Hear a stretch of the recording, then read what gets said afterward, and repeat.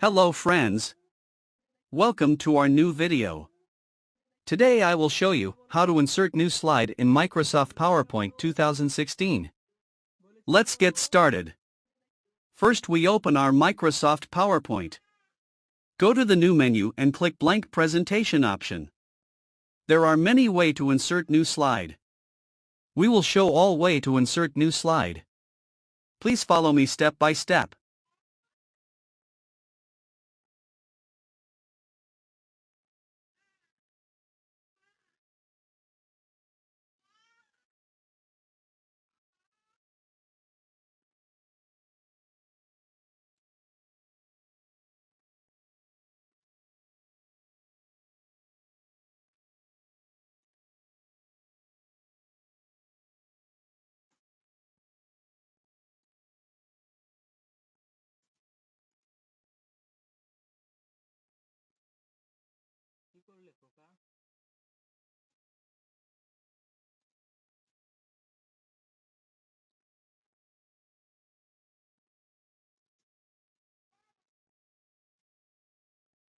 If you like this video, please like, comment, share and subscribe my channel.